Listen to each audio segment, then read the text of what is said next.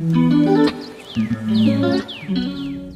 YouTube, welcome back to my channel. This is Randomly T, and today I wanted to do a video titled, Are You Breaking the Rules with Your Locks? Before we get started, make sure you like, comment, and subscribe.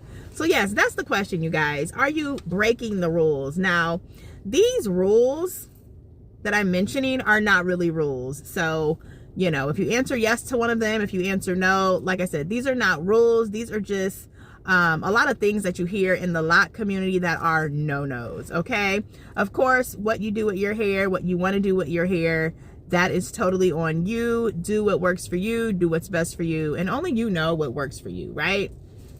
So yes, and I have a little piece of paper here, and I'm just going to kind of look down because I kind of wrote some notes. So the first one is, did you wash your hair within the first month or the first 3 months of getting your locks? Because if you did, then you broke a rule, okay? Yes, did you do that? Another one here, are you using wax or like a thick grease on your hair? Are you like not even using a natural hair product on your locks? Because if so, then you broke a rule. Another one here, did you get instant locks? Because if you did, you broke another rule, okay? Let's see, some other ones I have here. Are you calling them dreads? Are you calling them dreadlocks? Because a lot of people, you know, that are locked, they don't want to call them dreads. They don't want to call them locks. I don't, it doesn't make a difference to me what you call them. It's your hair. It's do what you want to do with your hair. Call your hair what you want to call your hair.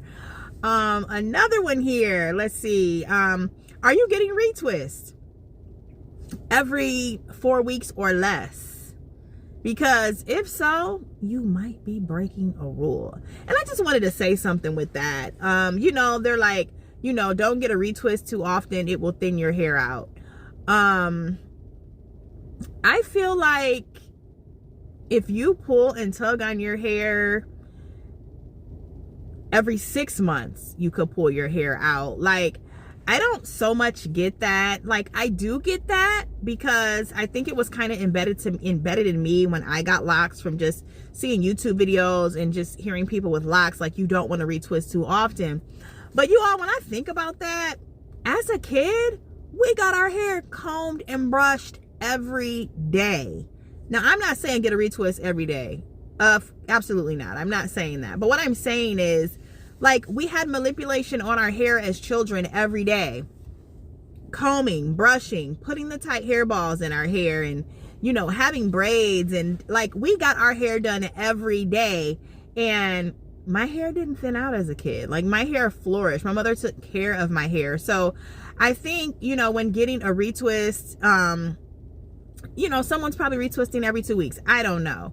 But it's just all in how you care for your hair. You know, getting a retwist every 2 weeks, if you're not retwisting hard, then do what works for you. But of course, if you get a retwist too often, you might be breaking the rules, right? Another one here, are you keeping hair jewelry in your hair 24/7? Are you like not even taking it out when you wash your hair? Are you keeping it in the same spot for 6 months? Because if so, you might be breaking a rule.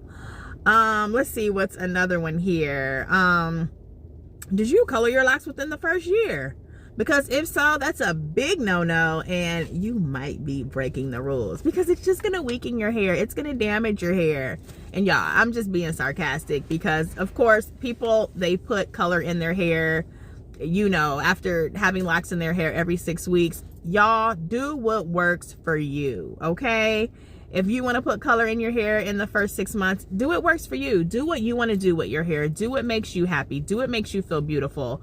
Of course, there are certain steps and things we can do, certain steps we can take to, you know, keep our hair healthy and, you know, and growing and flourishing. But y'all, at the end of the day, do what works for you. You know what works for you. You know what is best for you. You know what your hair can handle, what your hair can't handle. You know the true health of your hair. So do what works for you. So yeah, again, I'm just sitting here in this parking lot and I'm thinking, like, let me just do a video in the car real quick. And yes, are you breaking the rules?